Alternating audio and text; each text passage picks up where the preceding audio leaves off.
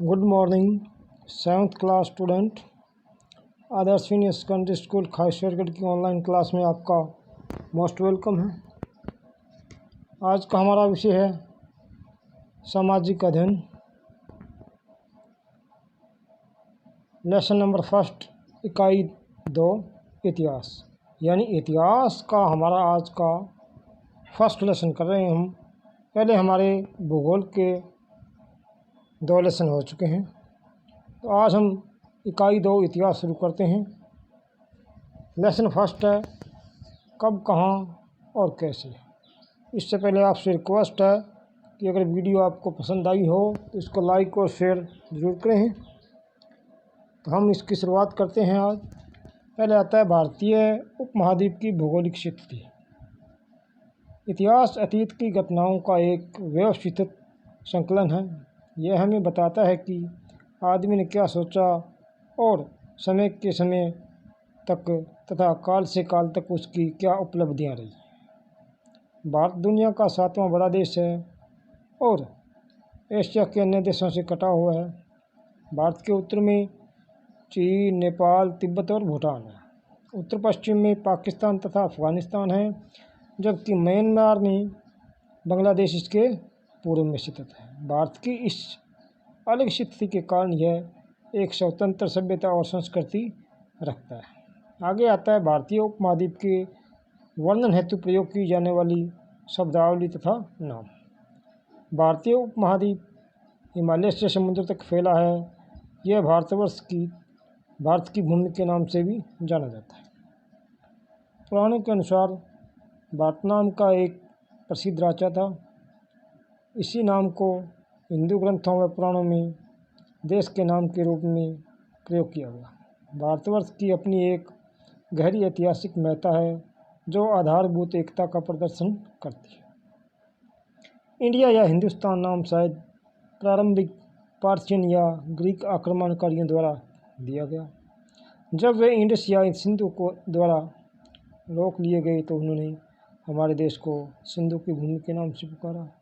जैसा कि हम जानते हैं कि पार्थियन एस वर्ण का उच्चारण एच करते हैं, इसी कारण उन्होंने सिंधु का उच्चारण हिंदू किया। पार्थियन लेख में सिंधु इंडस या हिंदू शब्द का वर्णन मिलता है। इसी संदर्भ में मध्ययुगीन मुस्लिम शासकों ने इसी सिंधु को हिंदू या हिंदुस्तान के नाम से उच्चारित किया। आर्यन या आर्यों ने भारत में खैबर, गोमल, बोलन, कराकोरम तथा तोचिदरों में से प्रवेश किया।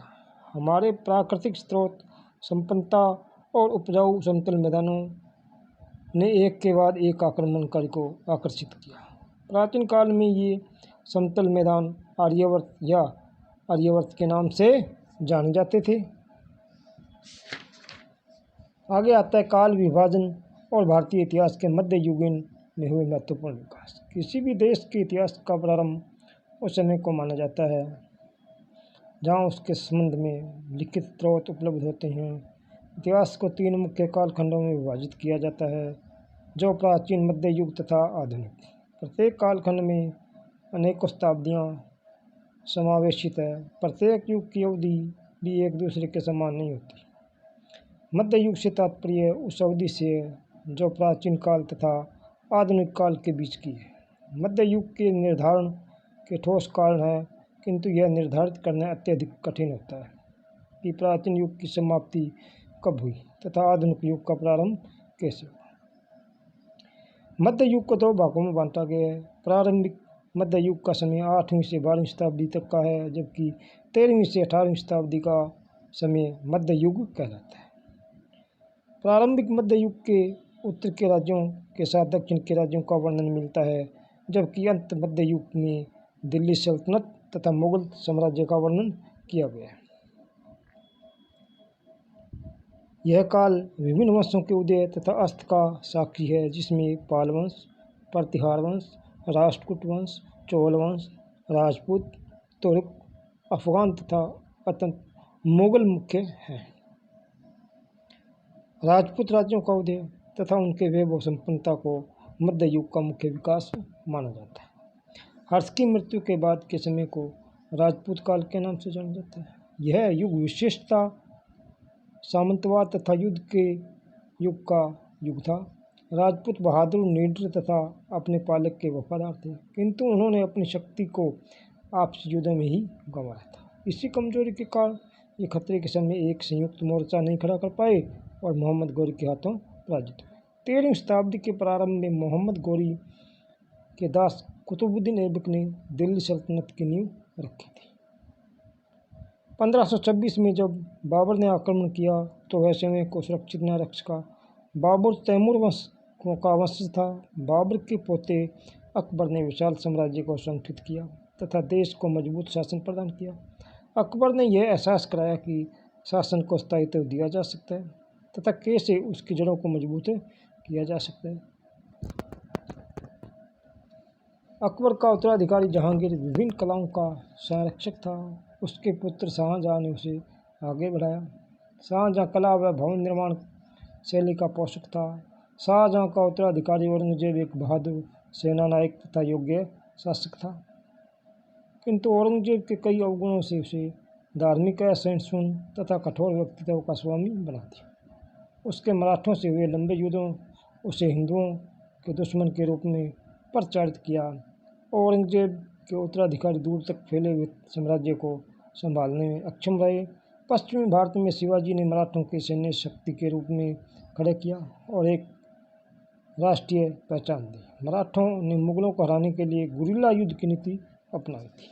आगे आता है ऐतिहासिक वर्णन। भारतीय इतिहास में मध्ययुगीन विशेषताएं प्राचीन इतिहास से भिन्न हैं। मध्ययुगीन विशेषताएं निम्न प्रकार हैं। मध्य युग प्राचीन युग का निकटवर्ती युग है। इस युग में विभिन्न पुरातत्व तथा साहित्यिक स्रोत उपलब्ध हैं। नंबर 3 आता है। नंबर 3, इस युग में उत्तर का दक्षिण से संपर्क बढ़ गया था। 4, इस युग के दौरान भारत का पश्चिम एशिया, मध्य एशिया तथा यूरोप से संपर्क बढ़ गया था। नंबर 5, हमारे विभिन्न सामाजिक तौर तरीके व मान्यताएं इसी युग की हैं। नंबर 6, भक्ति आंदोलनों व सूफी आंदोलनों ने इस युग का ऐसा आधार प्रदान किया जिससे हिंदुत्व तथा इस्लाम के मध्य एकता, आपसी सौहार्द का वातावरण तैयार किया। अधिकांश भाषाओं जैसे उर्दू तथा हिंदी का इसी युग में विकास हुआ। इस युग के खान पान व वेशभूषा का प्रभाव हम पर आज भी दिखता है। आगे आता है इतिहासकारों द्वारा प्रयोग किए जाने वाले ऐतिहासिक स्रोत। सामान्यतः इतिहासकार किसी देश का इतिहास उपलब्ध विभिन्न स्रोत जैसे शिलालेख, सिक्के तथा साहित्यिक आदि के आधार पर लिखते थे। भारत में अनेकों पुरातात्विक तथा साहित्यिक स्रोत उपलब्ध हैं। इन स्रोतों को मुख्य रूप से निम्न प्रकार से विभाजित किया जा सकता है। नंबर 1 पे आता है पुरातात्विक स्रोत। पुरातत्व मुख्य रूप से उन वस्तुओं व इमारतों का अध्ययन माना जाता है जिन्हें किसी युग के लोगों द्वारा प्रयोग करने के पश्चात छोड़ दिया गया। पुरातात्विक स्रोतों में मुख्य इमारतों, शिलालेखों और सिक्कों को सम्मिलित किया जाता है।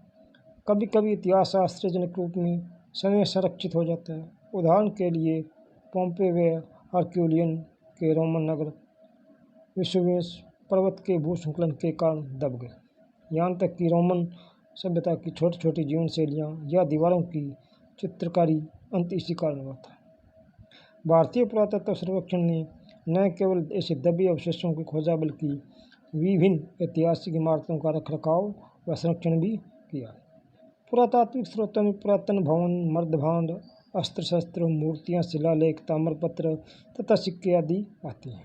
पुरातत्व ही हमें उस पुरातन समय में ले जाता है जब 5000 वर्ष पूर्व लोगों ने लिखना प्रारंभ किया था। नंबर 2 पे आता है शिलालेख। शिलालेख ऐसे अनेकों शिलालेखों जो चट्टानों तथा स्तंभों के रूप में हमारी सांस्कृतिक विरासत के अवशेष हैं। ये हमारी ज्ञान शक्ति को बढ़ाने में मदद करते हैं और हमारी संस्कृति के धरोहर को दृष्टि में मूल्यवान बनाते हैं। ये शिलालेख पुरातन भाषाओं व लिपियों में लिखे गए। ये लोगों की सामाजिक व आर्थिक स्थिति का वर्णन करते हैं। ये शिलालेख बहुतायत में दक्षिण के मंदिरों व पुराने किलों की दीवारों से भी प्राप्त हुए। इनमें दिल्ली के लाल किले से प्राप्त शिलालेख सम्मिलित है। इन शिलालेखों को पढ़ने की तकनीकी शिलालेख विधा या एम्पोग्राफी कहलाती है। ये शिलालेख हमें किसी वंश के विभिन्न शासकों की सूची भी प्रदान करते हैं। आगे आते हैं सिक्के। सिक्के किसी राज्य के विशेष शासक की जानकारी देने में हमारी सहायता करते हैं।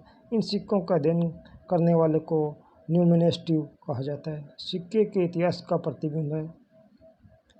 ये विभिन्न शासकों व उनसे संबंधित तिथियों की विश्वसनीय सूचनाएं प्रदर्शित करते हैं। यह उस काल की आर्थिक दशा को भी दर्शाते हैं। सिक्के जिस काल खंड से संबंधित होते थे उस काल खंड के इतिहास को पुनर्जीवित कर देते हैं। नंबर 4 पे आता है साहित्यिक स्रोत। मध्य युग के भारत के साहित्यिक स्रोत को 2 भागों में बांटा जा सकता है। प्रथम भारतीयों द्वारा लिखा साहित्य और द्वितीय वह जो भारतीय भ्रमण करने वाले आए विदेशियों द्वारा लिखा साहित्य है। भारतीय साहित्य अति प्राचीन तथा समृद्ध है। हमारा साहित्य विभिन्न भाषाओं बोलियों में लिखित व मौखिक रूप से उपलब्ध है। अनेकों पुस्तकें तथा मूल प्रतिभा बड़ी सुंदरता से रची गई है। इनमें प्राकृतिक फूल पत्तियों ज्यामितीय रचनाओं का प्रयोग किया गया और किसी भी प्रकार की मानवीय आकृतियों को पुस्तकालय व ग्रंथ रचनाओं गृहों में संरक्षित नहीं किया गया। ये मूल प्रतियां व लेख इतिहासकारों को विस्तृत जानकारियां देते हैं, किंतु इन्हें प्रयोग करना अत्यधिक कठिन कार्य है। चूँकि ये विशेष लिपियों व शैलियों में रचित है, ये विशेष लिपियाँ कैलीग्राफी कहलाती है। उस समय के लोग अधिकांश पाम की पत्तियों, पेड़ों की छालों, लकड़ी के टुकड़ों तथा छोटे पत्थरों पर लिखते थे। इस समय हमारे देश के दक्षिण भाग में संस्कृत व विभिन्न देशी भाषाओं का प्रचार हुआ। सोमदेव की कथाश्रित सागर और कलहण की राजतरंगिणी, बंगाल के जयदेव की गीत गोविंद और इस युग की प्रमुख रचनाएं हैं। चंद्रबरदाई की पृथ्वीराज रासो, पृथ्वीराज चौहान की शौर्य गाथा का वर्णन करती है। वास्तव में ये पुस्तकें दरबारी वृत्तांत कहलाती है। इन पुस्तकों में विद्वानों ने अवसाद नहीं उस वंशों के शासकों का वर्णन किया है जिसमें वे रहते थे। इस काल के लोग साक्षर थे, अतः इस काल में विभिन्न जीवनियाँ तथा आत्मकथाओं की रचना हुई है। तो आज हम इस लेसन को यहीं तक पढ़ेंगे, आगे अगले वीडियो में पढ़ेंगे। तो तब तक के लिए धन्यवाद।